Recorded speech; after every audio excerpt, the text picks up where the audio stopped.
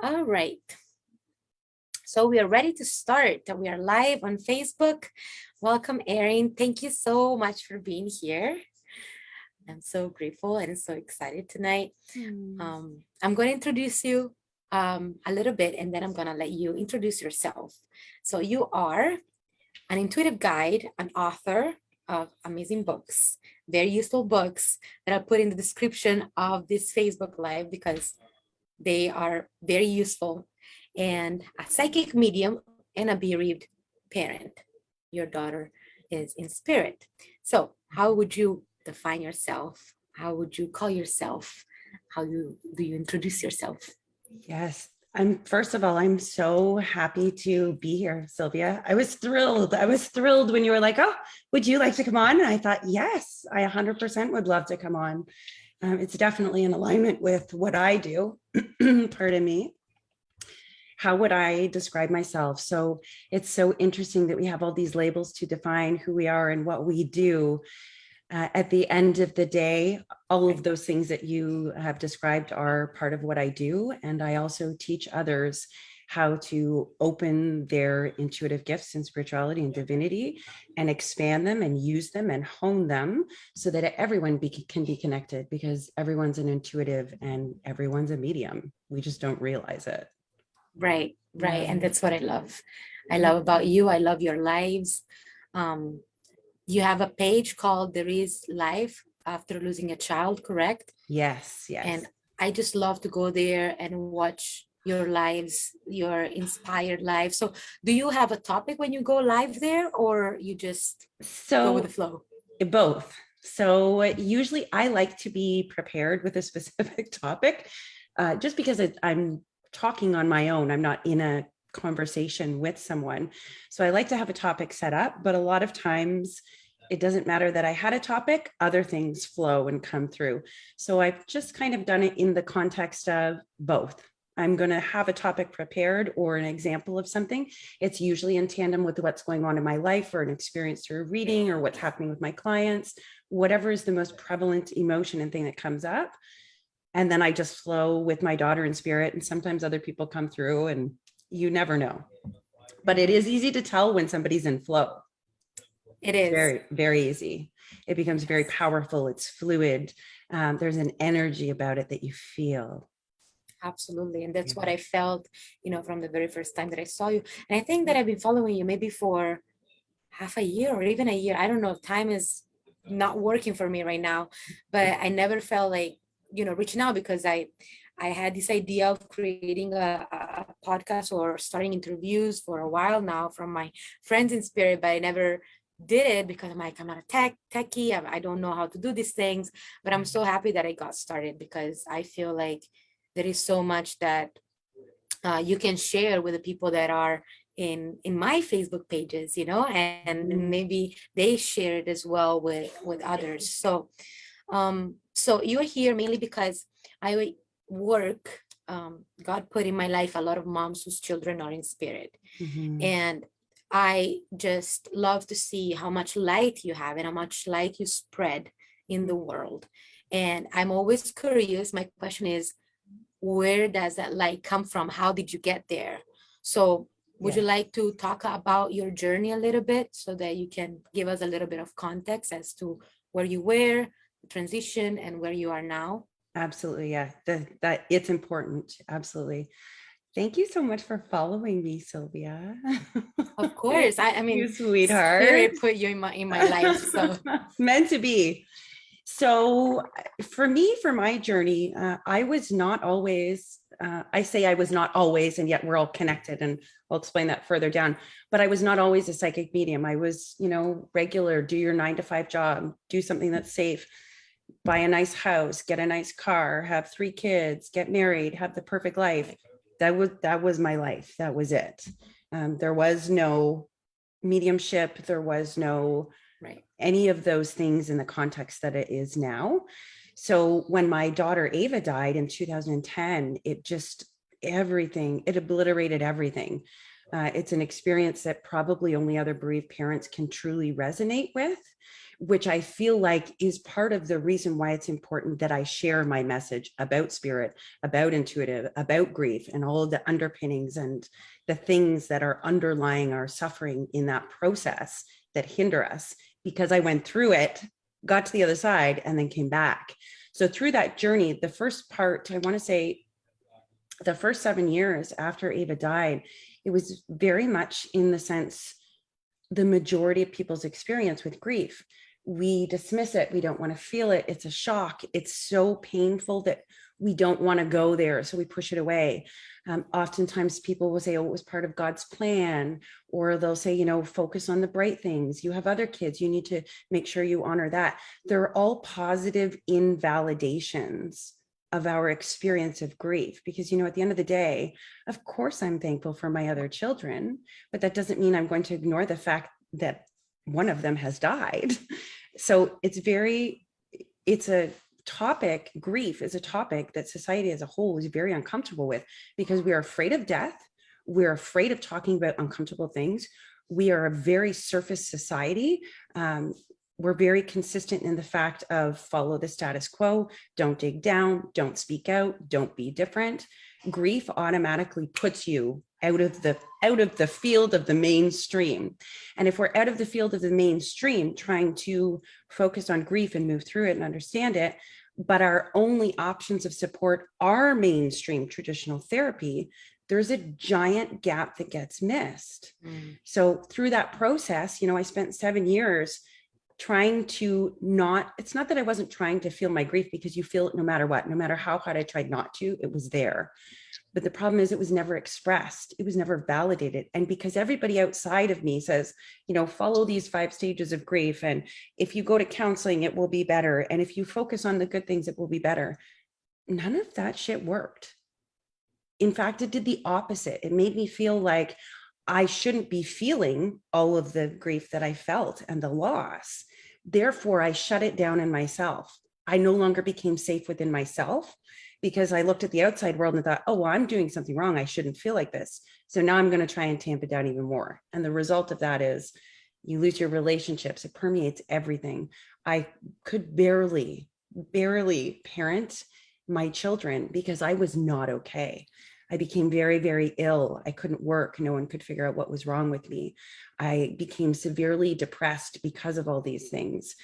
There was all of the dysfunction that existed in my life suddenly all came crashing down. And it happened over time because I wasn't able to deal with the original wound, which was my child has died. And the whole world kept going, and I stopped.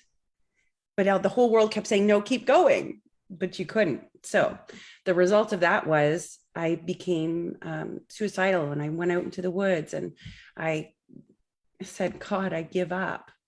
And I really did give up. I felt such ease in being able to give up, that I didn't have to struggle anymore, that I couldn't find help that helped me. I didn't feel like I had anybody to rely on. I no longer trusted our systems. I no longer trusted people.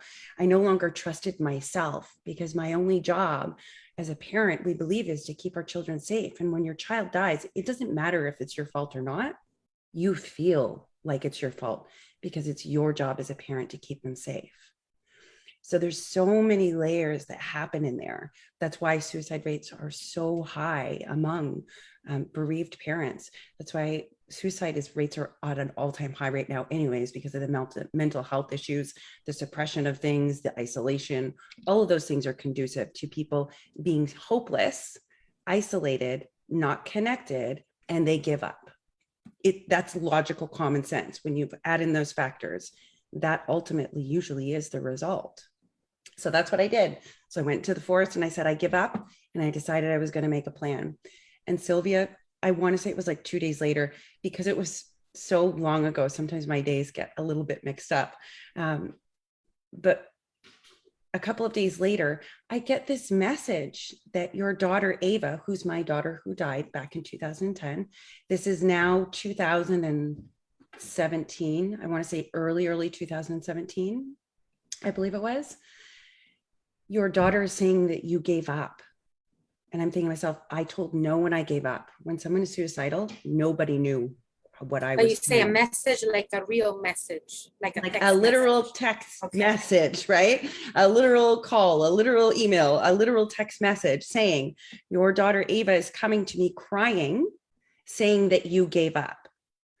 And I'm thinking to myself, no one knew that I went into the woods. No one knew that those were my exact words that I said to God, spirit, universe, source, whatever you wish to label it, the universe.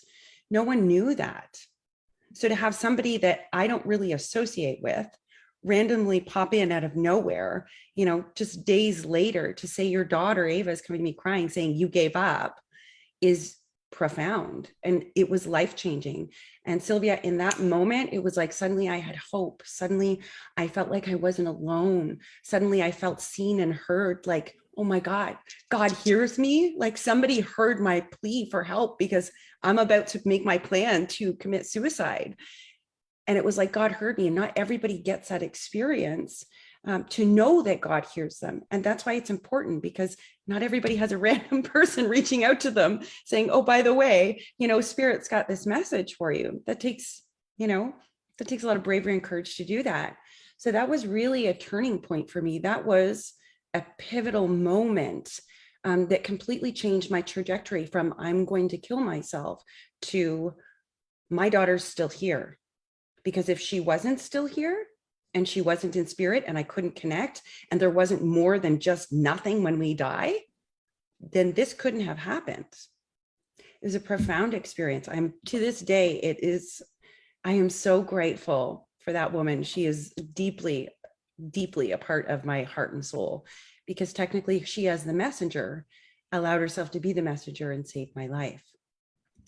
So that was actually the beginning of me beginning the process of healing. Does that make sense? So the process of healing actually went really rapidly for me. And the reason it went rapidly was because I was learning at the same time how to connect with my daughter. How do I get more of it? How do I hear her? How do I see her? How do I feel her? And when I did experience it, because at the beginning, it's very random. When you're connecting with spirit, sometimes it's very random. And when you're doing it on your own, because it's an individual experience when you're first doing it, there's a lot of doubt. There's a lot of confusion. There's a lot of judgment against yourself. There's a lot of feeling crazy. There's a lot of isolation, because most of us that go on a spiritual journey, we're not surrounded with spiritual people. At first, most of us aren't. If we are, well, lucky. But most of us aren't. So it's really an inside job, and trying to figure out, is this real? Is it in my imagination? Am I going crazy? How do I get more? I'm afraid. Or when you have experiences, there's just so many things that come along with that spiritual journey of connecting with our children or with our spouses or our parents or our grandparents. Because the thing is, when you learn to connect with one, you can connect with all of them. And then you realize, oh, hold on, I could always connect with them. But all the layers of my beliefs that I couldn't or didn't exist was the reason I didn't hear it, see it, sense it, experience it.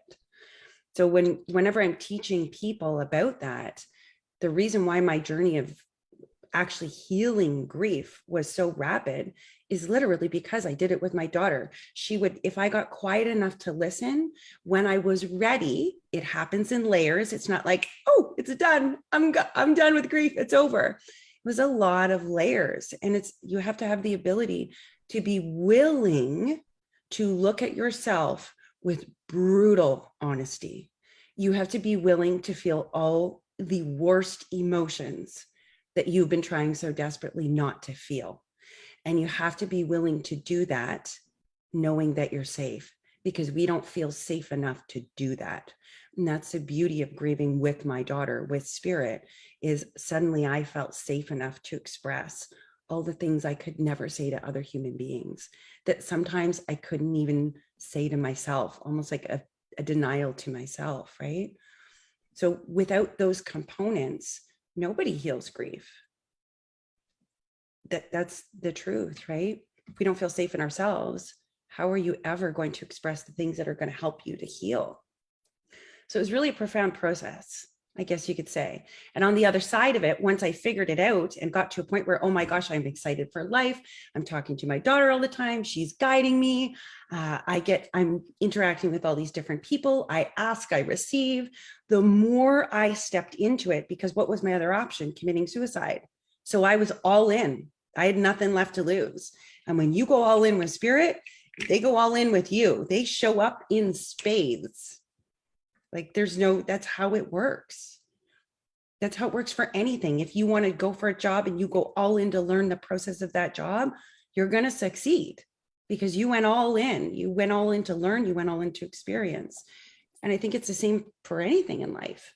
The only difference between a bereaved parent that doesn't get to where I have been or where I am is because they're afraid to go all in and they don't feel safe enough to do that experience.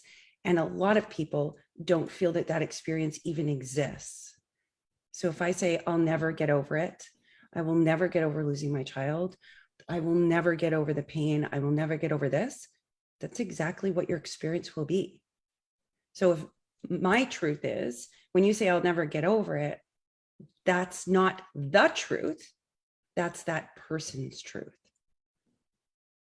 So who am I to say what's true and what's not true? I can only speak my own truth, which allows others to say, hold on, maybe my truth can be different, because it can be. We're just taught to believe that we're not powerful, we're not creators. We're taught to believe that we're not connected, we can't make decisions for ourselves. When we're children, we're literally taught to conform in all ways, right? And it's not to say I want to control my child to control them. It's because the underlying premise is, oh, well, they have to be safe and they have to have enough money and they have to do this and they have to do that. So all of our spiritual connection that we are born with gets layered, tamped down with all of these conditioning, beliefs, experiences that affirm the conditioning that we receive, because everybody else is doing the exact same thing. We really are. So right now we're at a point in time, I feel like, at least Sylvia, I don't know if you feel this way. I feel like we're really on the precipice of change. Like there is an energy that is coming that is profoundly powerful. I cannot name it, but I can feel it and I can see it, but I can't put my finger on what that is. But right now we're on the precipice of a lot of people are waking up. The divisiveness that's happening in society at this point in time, we can't make a solid decision about who we are and where we're going and what we believe if we don't have the whole truth. And we've never had the whole truth. Society doesn't give us the whole truth. We find our whole truth when we go within and realize, hold on, I don't have to be ashamed of myself.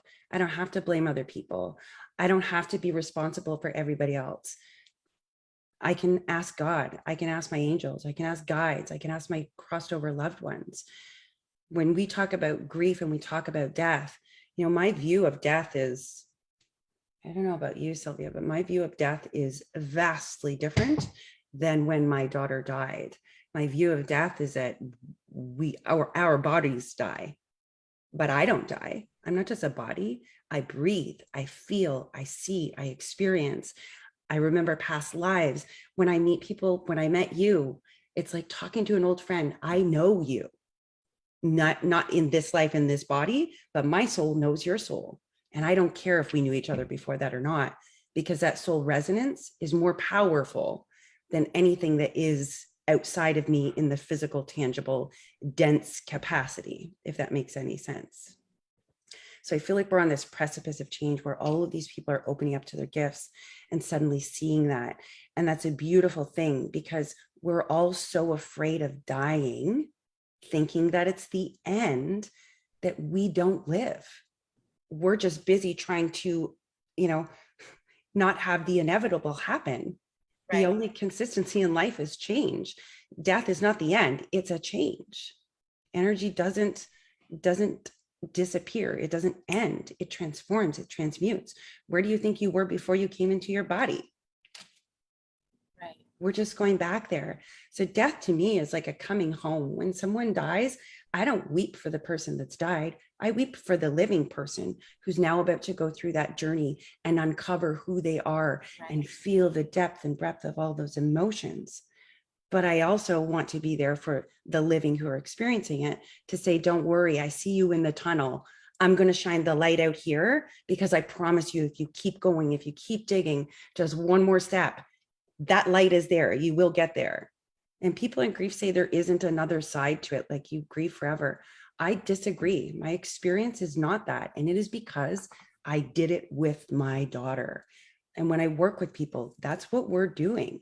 We're literally having not just a standard mediumship conversation, we're going through everything in life, everything that comes up in grief. And who are we to say, oh, well, how does that work when we can go to a traditional therapist? Who are we to say that? When I talk to spirit, Sylvia, the universe knows more than I do. I don't get who am I to judge what's right and what's wrong, what's appropriate? It makes no sense that little small self me or a psychologist or a psychiatrist who's reading from a textbook would have more knowledge and direction and guidance and healing than their loved one in spirit. And I'm not saying to not do traditional therapy, because I do feel it's valuable. And I did go through, finally, after trying a number of them, I did find somebody who was a fit with me, but I did not tell them that I was also communicating with my daughter. And I did not tell them that my daughter is the reason I had such a rapid change with her. She was amazed. Right. At the end of it, I've never seen somebody have this much growth in this much time. It's really, she was amazed. And I never told her. That's because my daughter was telling me what I needed to deal with that day. She would recall a memory. She would say, Mom, you have to deal with this. Stop ignoring it. Or do you know what I mean? So it makes the healing deeper, because spirit doesn't just heal the thing you're dealing with at the moment. Like, why would you say, oh, I just want to feel good in the moment and just get over this little wave of grief? Why would we limit ourselves to that when we have the entire universe there saying, no, we want to heal it all, girl. We want to go through that childhood trauma, the abuse, the addictions. We want to talk about your relationships. We want to talk about everything, because you can have everything. You don't have to have just a little bit. And in grief, we get so used to being in the suffering, we forget even what joy or wholeness even is. I didn't even remember. I couldn't even fathom that it existed. That's how deep that grief is. So I've talked a lot. No, it's wonderful. You touched on so many points. You reminded me of something, so much. Thank you so much for sharing on that. This is definitely going to help so many change their perspective on so much. And I feel like everything starts there, changing your perspective and seeing that it's possible in you, in somebody that has gone through it. I was literally talking to my mom today. She's here, but she lives in Italy, and she has gone through the grief process, even if I have not transitioned, but I moved away. Yes. And she would cry every day. And I remember telling her, Mom, I am just going away. I'm not dying. And she was saying, you don't understand. You don't understand. And she would go through all the process, the anger. She would be making me feel guilty for having left her alone and abandoned her. And together, we really healed all that. It took years. And today we were discussing, because I want for her to come here, and witness the birth of this child. But I don't want for her, I have my own thoughts on this vaccine stuff, and I don't want for her to do something that she's against. And I remembered, and I sent her a vocal message saying, you remember when I was terrified of your death? Because she had me when she was 43.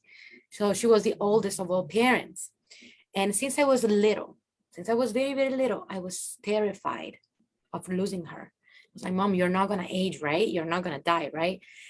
And she sent me a vocal message saying, I went to the bathroom, and when I came back, and I listened to your vocal message, and I was literally thinking about exactly what you told me in this book. So my point is that separation, physical separation, is such a powerful tool for us to really connect on a spiritual level like nothing else. And I feel like And a message that came from a girl in spirit was like, remind my mom that if she and I did not agree on doing this together, she would have not agreed. If she knew that we were not going to be able to stay connected, she would have not said yes. God doesn't do that. So I was like, this is so interesting, these messages that come through, and how synchronized everything is. So I you touched on the willingness, and I believe that that's something, because you hit rock bottom, what I call rock bottom. Absolutely. Yes. And that's something, in another context that happened to me as well. It's in that moment in which I planned it, that somebody tapped on my shoulder, literally. It's like, where were you? How did you manifest here? To save me from what? I have nothing to lose, right? So I was like, okay, give me a mission. Tell me what I'm supposed to do. Show me life. And I had no clue what I was about to embark on. So I feel like what you say, like, people have this possibility, this potential of start shifting the perspective. Like, what if it's possible? More than what I think is possible, more than what I can possibly imagine is possible. And I love that you say that you did it together with your daughter. So I'm touching on a lot of points that you made in your beautiful, monologue, because it's so. Maybe there are people that are watching that have not thought about it, of doing it together with them. Yeah, I definitely did not think about it either. And I didn't think about it until it was put in my face, until I hit rock bottom. When you have nothing else to lose, suddenly there becomes a whole lot of options, and it doesn't matter how crazy it sounds. Yeah, it's true. And I think that's powerful. That point that you're making, Sylvia, about the bodies and the separation is a powerful tool, yet we don't use it as a powerful tool to connect into energy. And the thing is our body is energy. That's how it is operating. It's always constantly moving, changing, growing, all of those things. It's in constant motion of energy. If you think about density, it's really just a whole bunch of molecules condensed. And I don't know science and I don't know biology. That's not my expertise. I'm just going based on, sometimes when I teach connecting, one of the things I teach is your breath literally is, you are spirit. You're not a body. If you were a body, you'd be a walking zombie, I guess you could say.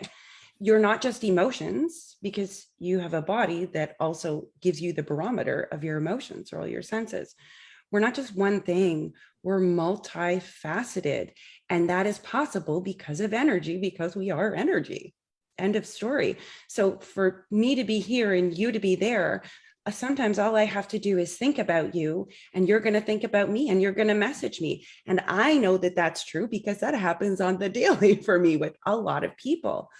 And it's because it's energy. Our thoughts are energy and they drive it. So the fact that we look at the human body as, separate and a cause for, I guess you could say, a cause for grief, a cause for suffering, like it's the be all and end all, like the body defines life.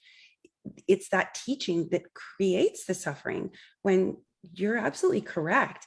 It is a powerful tool to bring us closer into spiritual, energetic things like that, and connecting with each other on deeper levels than just the body, because we were designed for that. We're wasting all these vessels walking around, not utilizing all these facets. And, I think that's amazing. And I love that those messages came through, because that is 100%, Sylvia, always, always, always. That is a fluid message that has never changed, both when I have been connecting with my daughter originally, as well as through people that I have worked with, other parents, even people who haven't lost children. We are fully aware of what's going to be happening. We just don't remember it. I can't teach someone anything that they don't already know. I'm teaching you how to remember it so you can embody who you are. That's how I view it.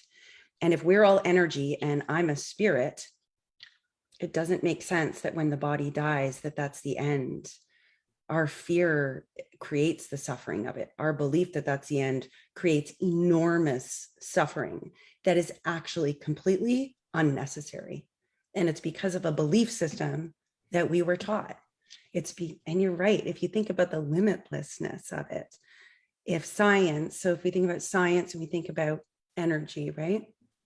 So, in the mystery and the magic in the universe, we as human beings, we've come so far in the last 100 years, we haven't even touched the tip of the iceberg on the capabilities of what we can do as human beings by thought alone, by focus alone, by intention alone. We're like skimming the surface. And when we're skimming the surface, it's incredible to see the things that are happening, but it literally is limitless. And our lives are limited, and we are taught to limit them. So if we don't believe in spirit, well, you're literally denying the yourself. your very creation of who you are in yourself. Absolutely. And that's really a shame. And it's a big cause of disconnection. And it's the reason why a lot of people don't go the spiritual path. And it doesn't help that, we have a society that in the media and in mainstream things intentionally promotes the lack of validity of spiritual things. And that perpetuates, right? And it goes through generations. It's in the media, it's in movies, it's in our churches, do that. And there's just all kinds of things that are untrue, but people believe them because they've been told that since they were children. If you are told something over and over and over again, and then you see everyone else's side of you giving you evidence that that's true, you will never consider anything else. That's how it became a limit. That's a pattern that you believe. It doesn't mean it's true. It doesn't mean it's the truth, but you believe it to be true. You don't question it anymore. So right. So when I think of my kids, after struggling with parenting because I wasn't okay, I've learned so much about parenting from my daughter, Ava. I'm lucky. I have beautiful children that are here living my life with me and experiencing and growing together and doing all these amazing experiences. But I also have a child in spirit who's not only doing them with me, but she's helping me parent my children in healthy ways that allow them to blossom into who they are, rather than being in the status quo and the limitation that would deny them who they are. So I feel profoundly, deeply grateful. Like I want to cry when I think about how lucky I am that I get to experience both of those things at the same time in their full capacity. I feel so much love. When I think about when somebody dies, I think about how wonderful that is for them, that they finished their journey here, no matter what it looked like, no matter how painful it was, no matter how it ended, no matter what the contracts were, because I know they're literally at peace. They get to love me in so many different ways. They get to love everybody in their life in the most profound, unconditional, energetic ways. But we don't realize that because we don't think to question or look for it. It's amazing. Like for you, Sylvia, when I connect with spirit, there is, it's not just, I'm seeing it or I'm hearing it or I'm feeling it. It's almost like sometimes I don't know how to explain it. And every reading is different, right? You never know what's going to come through. You never know who's going to show up. And 9 times out of 10, it's never just one person that shows up. So usually their children, their grandparents, their parents. Sometimes they have friends, like anybody can show up. But the energy of it is so beautiful and healing. Why would anybody ever think that something that is so healing is so scary and so bad? It's literally the fear that stops us from connecting. But when someone's experienced that level of healing and that connection and that safety and that possibility, you lose the fear, because the feeling of that unconditional love and that energy and that hope and that safety and that power is so much stronger than any fear of what you thought it was. But it's based on the experience, right? I have a question. Yeah. And by the way, welcome everybody that are watching. Mm. If you have any questions for Erin, please write it in the comment and I'll ask it. I'll ask her to reply to it. So you said, there is so much that we can experience. It was just so much. And Mhm. it's like never ending.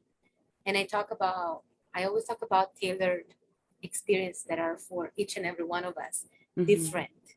So that we cannot impose our truth on one another, but just show one another the way home, right? Um, Yes. so my question to you is, why wouldn't a person allow themselves to experience that? Do you think that it's because it requires the willingness to do that work of self-mastery and understanding things like your own emotions, your own thoughts, how to change it or how to experience them fully, or because they're hopeless, or there is another reason as to why somebody would not believe that it's possible? Is it conditioning? I don't know if my question is clear to you. Yeah, no, it's very clear. And I don't think there's one set answer because we're Right. all different, right? So for some people, it's fear. It's straight up fear. It's unknown. We are taught to be afraid of the unknown and to prepare for the worst case scenario. So we spend all our time making our decisions out of fear. It's inevitable, right? If get insurance in case this bad thing happens, make sure you don't do that thing you love, make sure you get a safe job because you need to have money. And what if you don't have money? We're so afraid of the unknown that we forgot that in the unknown is where all our miracles, possibility, growth, fulfillment, everything we could possibly want. We have to go into the unknown to make it there, and that's the good stuff. But we're taught to fear the unknown. And connecting with spirit, it can be scary when you have an experience. Sometimes it's super intense.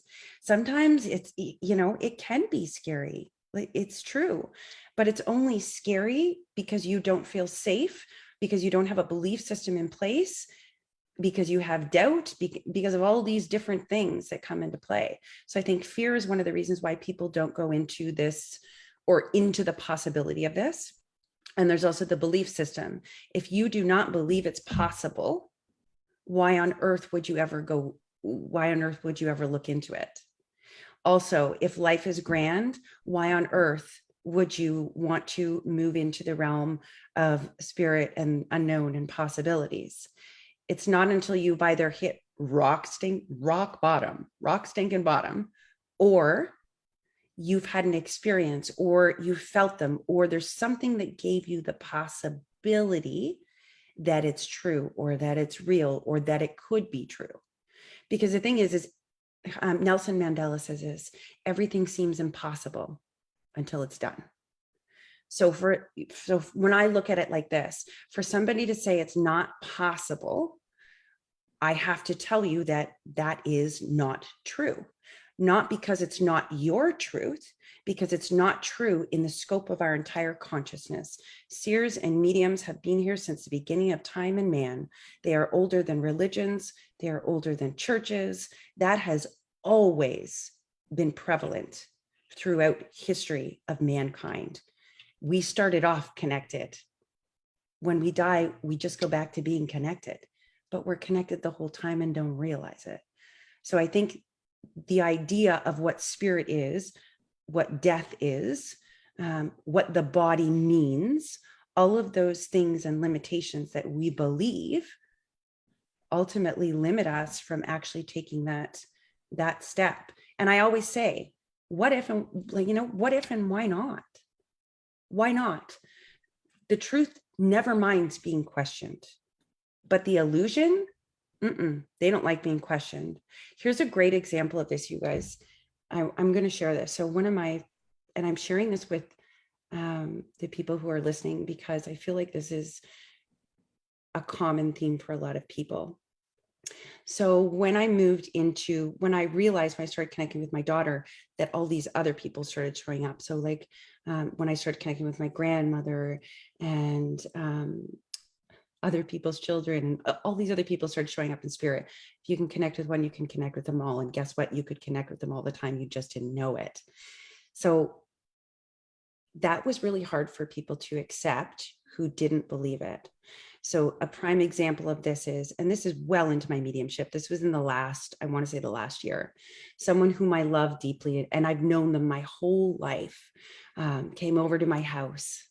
And I'm not the kind of person who openly markets what I do. I allow people to come to me because I feel like people have to be ready and they have to be willing. And that's when the most exponential transformation happens for people, when they decide that they're ready, willing, and able to move into the unknown. So because I don't openly market it to people, I allow people to come to me through word of mouth. They didn't realize this was what I was doing full time. They wanted to know what I was doing in this time of the pandemic, and what I was doing for work. And I said, oh, I'm doing my mediumship. And they don't believe in that. And their immediate response, they said to me, in my house where I've invited them in and I love them and they love me and I've known them for decades, said they got angry. And they said, how dare you? How dare you do something that's a lie and lie to people and accept money for it and all this stuff? That's a charlatan, and that's, whatever. And when you die, nothing happens. There's nothing. The fact that you think that there's something is crazy, and you would charge people. And it was in that moment that I thought to myself, it doesn't matter what I say. You believe that because you are afraid. They are afraid. He was very afraid. And so my response to him was, it's okay that you don't believe it. I still love you. And it's not a lie because it healed me and you've watched it heal me. And I said, and it's not a lie because I also have evidence of it healing all of these other people and helping all of these other people. And I said, I still love you. And it's okay that we don't agree on that, but that shouldn't change the fact that I love you.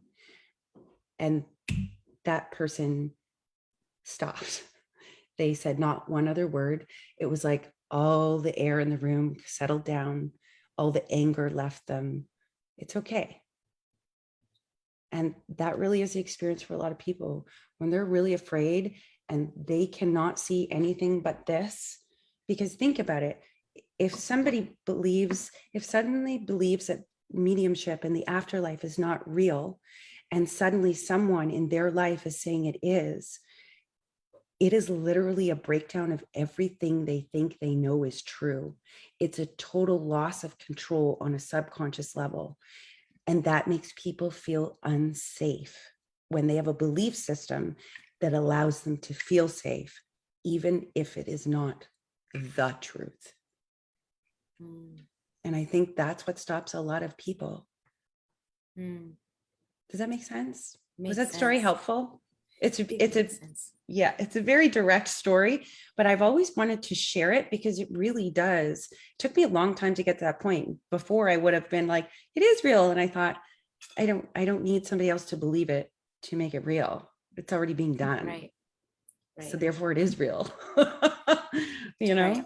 Yeah. Yeah. I always use this metaphor. I don't know why, but the law of gravity exists.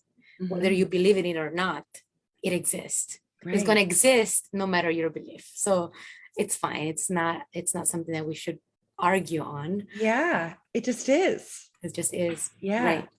Yeah. Right. So I think a lot of people face that. It's the reality that it's a breakdown of everything they believe to be true. And that can be scary. It was very scary for me to realize in the 3D life that everything I thought would stand behind me and support me and help me, when all those things that I was told would didn't. I lost faith in people. I lost faith in life. I lost faith in, I felt unsafe. And when people are questioning what they believe, they need to have some kind of feel safe in that safety net in order to move into the unknown, Otherwise, it's like crash and burn and immediate walls up, immediate. I can't even go there because that means everything I think I know is not true and my life is a lie. It's scary. And I think Right. that's really the underlying premise that actually stops people from going into there until there's no other option but rock bottom. Right. Right. Mm-hmm. And I feel like death is that little nudge. It Yeah. knocks on your door and says, okay, it's time for you to redefine everything that you thought that you knew. Yeah. But I want to go into a question that Dana has here. Hello, Dana. Hello, Augusto and Tina. Thank you so much for being here with us tonight, and everybody else, and Dave and Amy. So Dana has a question. Mm-hmm. Um, can can she go into how at first did she connect books, classes? Okay, so she wants to Yes. know how you got started. Yes. Like we get started in anything. Is it Dana? Yes. Okay. So Dana, it's the same as we get started in everything. So when we go to a math class and we want to become this mathematician, we take all these courses, we research, we go to different mentors, we watch different videos, we study, we explore different skills, we're expanding and we're growing. Connecting with spirit is exactly the same. It's a muscle, it's within you. You can't not be connected. You're breathing. That's it. So what you're doing is you're uncovering things. So when we're learning to connect with spirit and getting started, read as many books as you can. If you're in a store and something piques your interest, or the title of the book looks good, whatever it is, grab it, read it. I always say, take what resonates and leave what doesn't. There is not one person, one belief system, one way of doing things. You will know what's for you and what's not for you when you read a book. You'll feel it in your body. You'll be like, that part's not for me, but that part right there is. So you're taking all these different pieces to combine your whole and your truth. Watch YouTube things, explore guides, angels, connecting, the afterlife, do a workshop here and there, join a community that welcomes spirit, look at divination tools. It is an ongoing process. So if I decide for a week or 2 weeks, I'm not going to meditate, I'm not going to engage in any learning or growth, I'm not going to read any books, I'm not going to be in any communities, I'm not going to do anything related to spirit, I feel rusty after those 2 weeks because I haven't been continually living in that energy. You will be successful no matter what if you will dedicate a little bit of time each day, even if it's taking 1 hour a week to read a book or do. All you're doing is expanding your knowledge, you're expanding your consciousness, you're remembering things. And the beauty of when people do that is you start to get evidence. So doing a spiritual journey, evidence is really, really important. If you do not know how to cultivate evidence and get evidence and gauge it and measure it in order to propel you in further into that experience or more experiences or more connections, if you don't have evidence, you're just going to sit in the doubt. You're going to sit in the confusion. You're going to sit in the back and forth of 1 foot on the gas pedal, 1 foot on the brake, and not actually moving forwards into it. So you have to cultivate building evidence as you move throughout your spiritual journey. And the beauty of reading a book, listening to a podcast, attending a workshop. I don't know about you, Sylvia, but for me, oftentimes when I am invited into a greater expansion of consciousness, suddenly I am able to move in that consciousness because it's now possible. And is my experience the exact same as somebody else's? No, it's going to be slightly different. The spiritual experience is very individual, but it is meant to be done in a community. That's how you get your evidence. That's how you get your validation. That's how you strengthen all of your gifts and abilities. That's how we're meant to be in communities. We're not meant to be isolated. It's the same for grief. Grief is a very individual and private experience that is meant to be done in the arms of a community.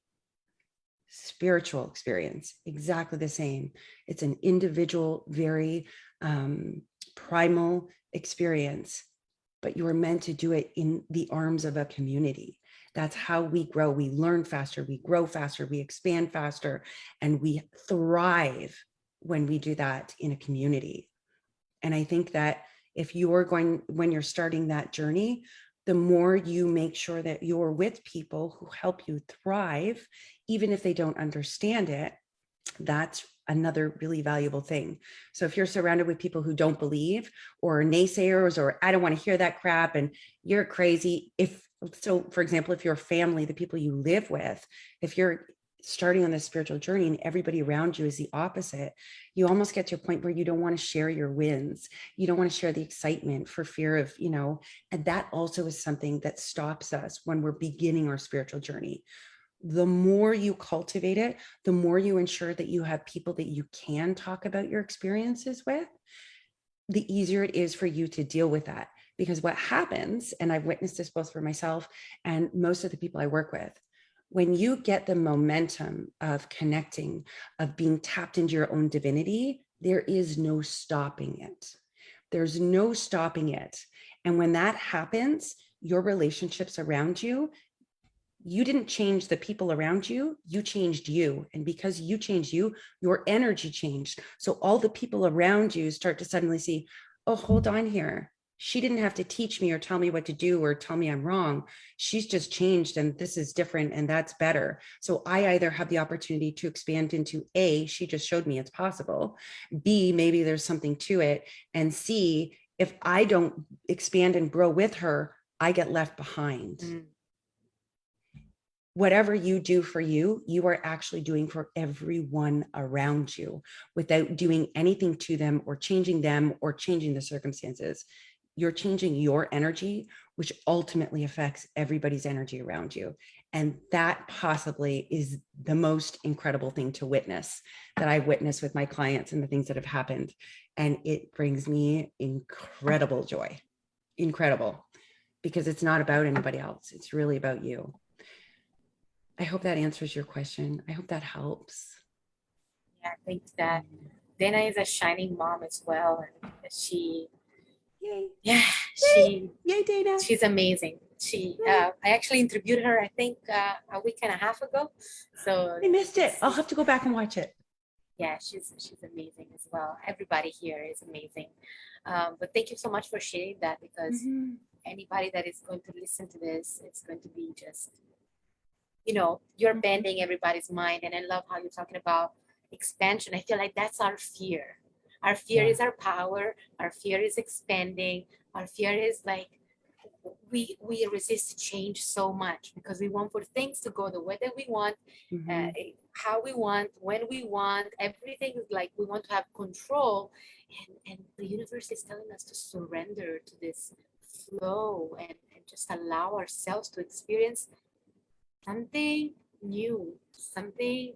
It's like the universe expand, like literally the universe, the galaxy is expanding all the time. You cannot try to keep them, stagnant there. They are supposed to expand. And if there isn't that expansion, I feel that's when we are suffering. And stagnation. And I think that's primal fear. It's the fear of the unknown. It's the fear of the what if, right? So when you have experiences and all of life around you and the external is saying, well, what if this happens and that's bad? And what if that bad thing happens? Well, what if, what if that thing doesn't go right? And what if it fails? And what if it flops? And what if you're laughed at? And what if this? And what if that? All of our what ifs are negative. When we wouldn't have that primal fear. We wouldn't be afraid of change or expanding if our what ifs were, oh my gosh, what if it's amazing? What if I meet the love of my life? What if my dreams come true? What if it's wildly abundant and deep and amazing? What if it is my dream come true? Those are never our what ifs, but they should be, because they are equally true. Right. So our focus is on the fear of the negative things. It's a primal fear of not being safe, but the universe is what keeps us safe. If we chose to came here, it's because we knew we were safe and we were doing a job and we had a mission, we were going to learn. So to realize that we're safe with the universe allows us to do those things. Yeah. We are afraid of change. The only thing that is a universal truth and is consistent is change. And it is the number one thing that we are all afraid of and resist. And me too. Everybody. Like we have to face that every single day. Exactly. but Yeah. that's okay because it's part of why we came back Yes. here. So that's Yes. all good. I was just hearing somebody, this Indian man that I hope to interview at some point. He said, my mom told me drive safe when the other day I went out with my scooter and I said, drive safe? I am the road. I'm safe, I like it. because we are everything. So Yeah. uh, I don't know if that makes sense, but I hope that it does. It does. I like it. So let me see. If there are any questions, please leave them in the comments. Mhm. And while we wait for the questions, I actually would like to ask you about, you have two books out there, right? Just Yes, can you talk about what is that you did, the books, absolutely. your website, if you're offering any classes or any sessions at the moment? Okay. So, yes, I will definitely start with the book. So, the first book that I wrote is called Love You, Ava Baby. Um, and that book is actually the truth. It is the real, raw story of all of the darkness, how my daughter showed up in spirit, and how she worked with me, how she showed up in spirit, and the process of healing it. So, it's literally from the point of her death until the point where I'm now helping other people overcome it. So when you asked at the beginning, how did you get from this happened, there's the middle, and now here's the other side. That book is my story of how I got to the other side and how it worked. And I spared no detail in that story. So that's a great book to read only because it allows people to see tangible evidence that not only is it possible, it's done. It's been done, and how it looks and how they can move through it and things like that. And the different facets of both grief, child loss, spirit, connecting, mediumship. It covers all of those things. So that was my first book that I wrote. And then the second book I wrote is called The Spirit Connection. And it's actually it's directed towards bereaved parents. So it's a guide, a step-by-step, simple, easy, effortless process to get them started connecting. So it gives them the step-by-step ways that I did it, what they need to do, different things that are blocking them, what spirit really is in terms of connecting and grief, the different facets of grief, breaking those down as a bereaved parent. And it also gives them exercises to get them connected as well. So that second book, The Spirit Connection, is really a step-by-step beginner's guide to connecting with the other side. And it's, who wouldn't want to do that? That's the one thing I wish I had had when I was learning to connect with my daughter. And that is why I wrote that book, because that was the one thing I would have given anything to have, instead of figuring it out and muddling around all on my own. What's true, what's not true, what's right and what's not right. So it's really a co-creation of hers and her teaching me that I have put into that book. So if anybody is a bereaved parent, I would highly recommend getting that. You can actually get it on my website right now, the PDF copy. The print copy is about to be released. I don't have an exact date, but that is coming out. But on my website right now, the PDF copy is only $1.99 for the Spirit Connection. So my website is www.erinchandler.com. Anyone can go on there. You can join our subscriber list. We put out monthly emails and newsletters with tips and things like that on spirit. Right now, I don't have any workshops. We just did one this past weekend, the art of channeling and getting people aligned and into channeling, which was a full day workshop, which was amazing. But with that being said, you can also join our new community. And that really it's the Spirit Healing Circle. It's a community where you get to come in, get your energy filled, get support in grief in terms of, tools and exercises that Ava taught me and I do with all of the people that I work with. So that stuff's in there. How to connect is in there. Clairvoyance, clairaudience, clairsentience, figuring out each of those modalities and sensory ways to tap in. And it just allows you to be fully engaged in spirit consistently. It allows you to use divination tools. It allows you to be in the energy of spirit, because the energy of everyday life and grief is very low and dense and heavy, and it feels like you're in the bottom of a hole and dirt is being piled on top of you. That's why it's important to have something that isn't that energy when you're on the grief journey, that you can pop into when you feel you have the energy to, when you need a boost. Because literally being in the high vibration of other people it shifts your vibration up automatically. That's how energy works. It's the attraction, quantum physics. I can't remember the word for the life of me. There's a word that comes to mind. I don't know if it's the one that you're talking about. What's your word? What's that? Entanglement. No, that's not the word. So entanglement's where all that energy is entangled, right? So I guess you could say, and actually that's a good point too, because when you're in grief, you've got all these other emotions and things all tangled up. When you're in the vibration of spirit and in a community or a group of people doing something that is bringing spirit up, it actually is untangling that energy so that it can filter up. So that is true too, my friend. Absolutely. So that's a very appropriate word. I want to say the magnetic field, right? So if you have a group of people, let's say you have a group of 10 people and one negative Nelly shows up, that negative Nelly, if you think about it, those 10 people, when they're staying in their high vibration, focus on that, the negative Nelly's energy starts to focus up. Right. And if it doesn't focus up and they're dead set on, I'm not changing, they just move away. Versus if you have a group of 10 negative Nellies and you have one positive person come in, it's really hard for that positive person not to leave that 10 negative Nellies not feeling. So I guess like attracts like in some ways, but energy is different. It can change and transmute things. And that's one of the things that I do as an energy healer is we take energy, we identify it, and we transmute it, because you can't erase energy, but you can move it, transmute it, alchemize it.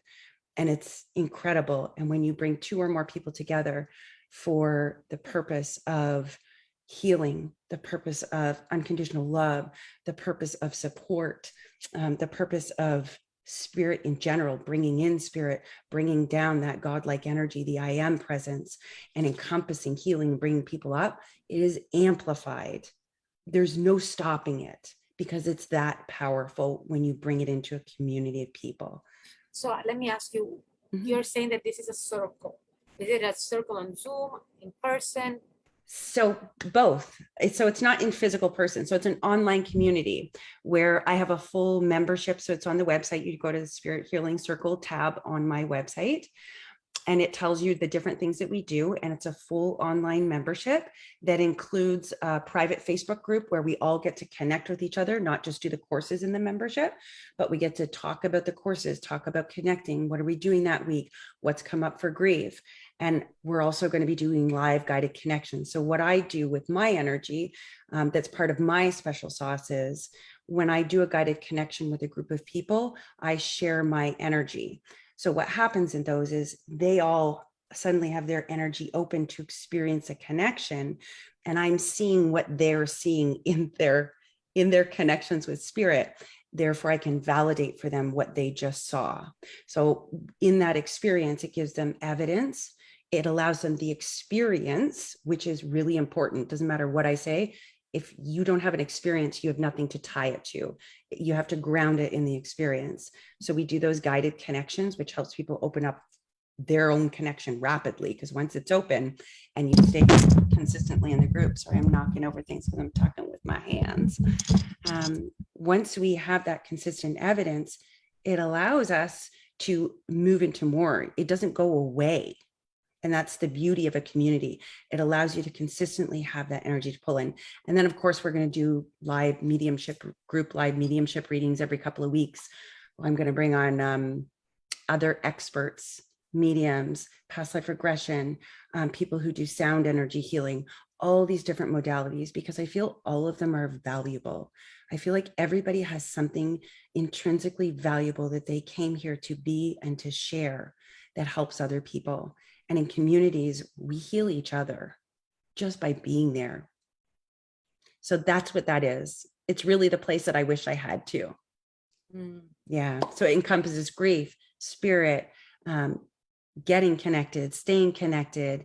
It's just, and it's fun. And we need a little bit of fun on the grief journey. You need that. Otherwise, we get so far down, we become hopeless. And you need a little bit of hope. You do. I just love how you're saying that everybody has something to give. I think about the person that sent you that message. If she didn't send you that message, the difference that, that would have made. It's like that small thing for somebody, it's the, the beginning of something completely new. And actually, you just reminded me of something that my mom told me today, because she's Mm. helping me visualizing the best birth ever. Yay.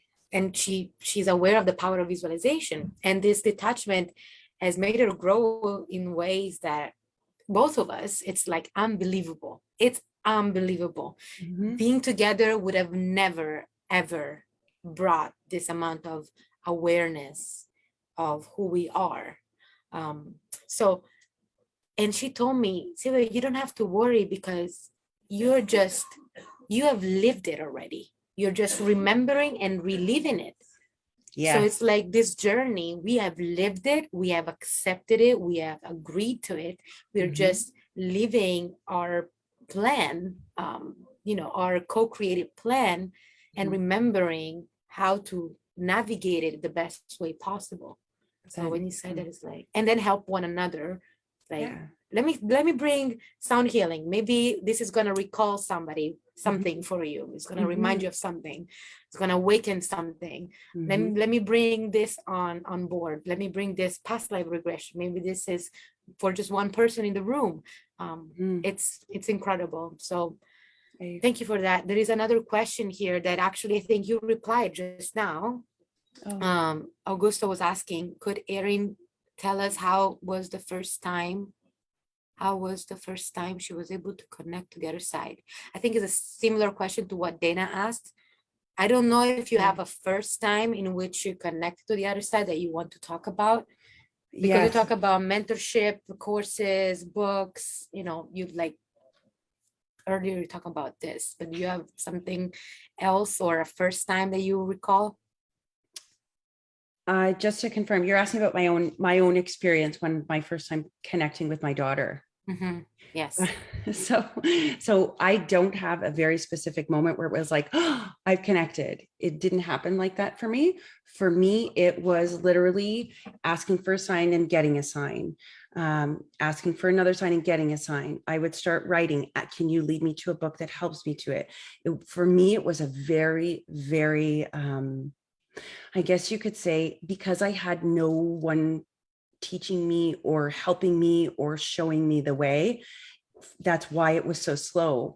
For me, it was really about mastering my internal in order to experience my daughter in the external, in order to get more evidence in the external, to experience more in the internal, giving myself permission. So unfortunately, I don't have an exact moment where it was like, oh, I've connected. No, that is easily achieved and recognized when you're in a group of people and you're doing that type of channeling work. Some people connect right away and know right away. I know most people who do my workshops, they will say, oh my gosh, I connected and my child came through, or my aunt came through, my grandmother came through, and this is what they said, and this is what it felt like. Those are very clear indicators in recognizing, yes, this just happened. Yes, I just did this. I did not have that experience. And I recognize in retrospect, I wish that I did. And that's why I created this community, so that people can have that moment of experience, because it leaves no question and it leaves no doubt. So for me, not having a mentor and not having somebody teach me is literally how I came to all of the details and the sacredness of how we all connect, so that I could teach others to do that, and rapidly, so that they didn't have to go through that slow process. So if that answers your question, and I wish I did have this amazing, oh, I connected, but I think that this is better because it serves more people. Yeah, it allowed you to unfold a process, to Yes, find a map, to map a exactly. way. Thank you so much. It looks like you probably already answered all the questions that people had in their minds, because there were only two tonight, which is great. Before leaving, Mhm. Augusta says thank you. You're Before very leaving, do you have welcome. any last messages, any last thoughts that you feel like you would like to share tonight with us all? I have nothing in particular. I'm just follow your soul. Anything is possible. There's a million and one things I could say, but I'll get off on a tangent. Yeah, I think it really is that. Everything that you think is impossible probably is actually possible. And the only thing that makes it impossible is us deciding that was impossible before we moved into the unknown of the possibility. Mm-hmm. Love that. Thank you so much for Mm-hmm. that. Something that I feel like underlying is Mm-hmm. something that you said when you asked your daughter, can you first for the signs, and then when you were like, okay, enough with the signs, or I'm okay with the signs now, I want something else, direct me to a book, Yes. direct me to the right mentor, direct me to, it's interesting. Mm-hmm. I've done the same thing with spirit always, and then at some point I was like, I need a mentor. Mm-hmm. And that's when I discovered that I was expecting a child. So I know that this child is gonna be, was my mentor while in Mm-hmm. spirit all these years, and now it's gonna be my mentor here, because I've always been feeling like, how can I trust somebody outside of me? Mm-hmm. I am afraid of the biases that people have. I don't know if they are 100% genuine, and they are humans and they're fallible. So this whole process of mediumship has been very healing, because it has brought me to understand that we are really our own gurus at the end of the day. Yes. And that's where we are supposed to go. That's why God wants for us to go within. My mom always used to say, God hid himself, herself, itself very wisely, and decided to go not on the bottom of the ocean, not on the top of the mountains, because not in the galaxies, because God knew that humans would have been able to find him, Mm-hmm. but he decided to hide himself inside of the consciousness of humans, so that they would never think to go within and find it right here, right now, right there. So I love that. Me It's too. I think that's so funny. I did a post a while back on exactly that, Sylvia. oh, Exactly that. And the conclusion that I came to is we've come so far in terms of human evolution in the last century that we neglected to do this part. We neglected to say we need to look within. We neglected to teach our children that. We neglected the very thing. So it's no longer hidden. We're taught that it's not there. Because really in society, if we're taught that, we live our lives with that knowing.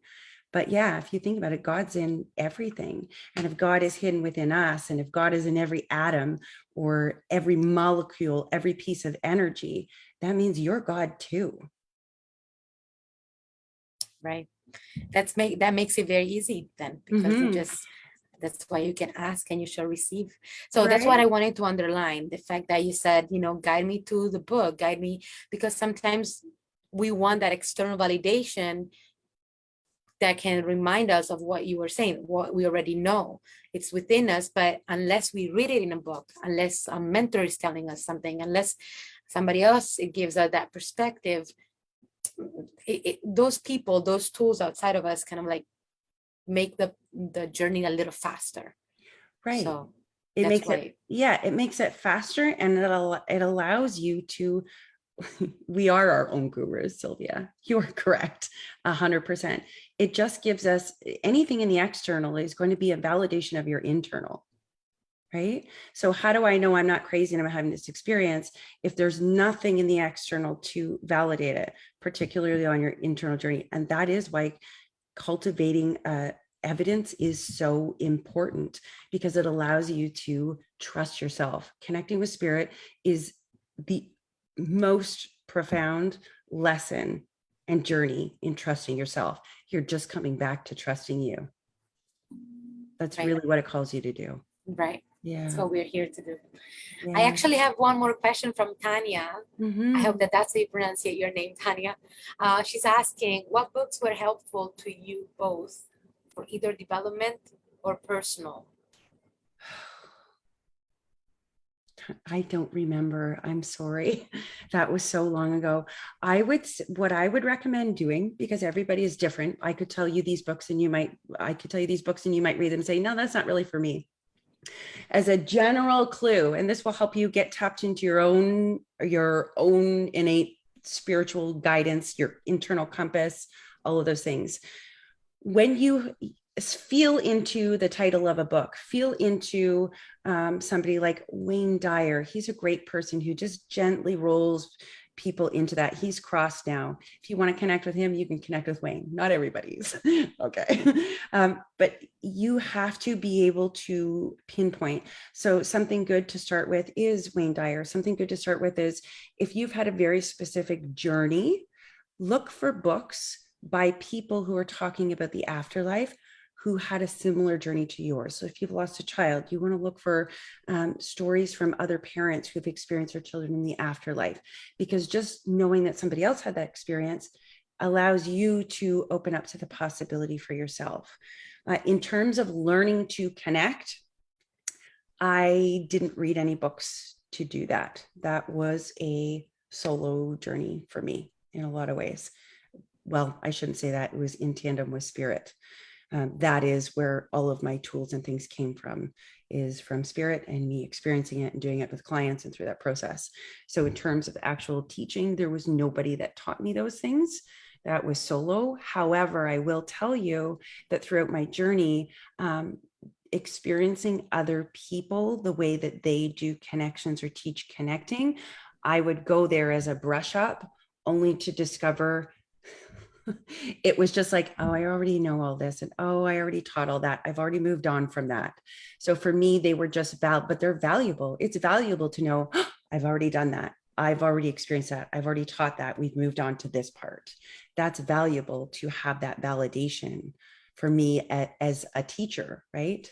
Because I do believe we grow constantly. And I do believe that we have to learn constantly in order to continue to expand and grow and move. So I would say there's all kinds of people. I would check out Hay House. Hay House is a website that it's a publishing company, I believe, and a couple of other different subsidiaries underneath there. But they have tons of books on spirituality, afterlife, mediums, anything that sticks out to you where you're like, ooh, that looks interesting. Follow that. Allow your soul to tell you what the right person, what the right energy, what the right title is. If you feel drawn to it, it's for you. Sometimes we feel drawn to something and we get there and we read it. We're like, oh, that's not for me. That's actually just as valuable, because when I could clearly define what was not for me, all of a sudden what was for me, what was my truth, was glaringly obvious. Opposites are your friend. Something that doesn't resonate with you is actually for you, because it's helping you to hone and master and get to what is for you. So if you go through an experience where your soul draws you to something, it actually is for your benefit. It took me a long time to realize that one too with spirit. Why are you sending me here? Why did you send me there? Oh, it was the recognition of the connections looking back. Oh, it was to show me this, what I don't want, what I do want, what doesn't work, what does work. Yeah. So I hope that helps. And I feel like telling her she's got this. Like, you've got it. I feel like you already have a couple of people that you have been thinking about, if that makes any sense. Go with them. You can't make a wrong turn. Right. That's the beauty of it, right? Mm-hmm. Yeah. I have a couple of books that have changed my life. When I asked Spirit, I really need help, I was given, Conversations with God that I have here. Yeah. Good Grief by Teresa Caputo. But the one that really helped me, there are from two very different people. One is Tony Robbins. Yes. Tony Robbins, Awaken the Giant Within. Okay. And it's all about personal development, all about understanding who you are, your emotions, your triggers, your identity, your goals, your life, what you came here for. And the other one is Yogananda, Man's Eternal Quest, and also Autobiography of a Yogi. But Man's Eternal Quest is one of those books that, when it's my Bible, when I'm like, okay, I need a message right now. What am I supposed to do? I'm going through this.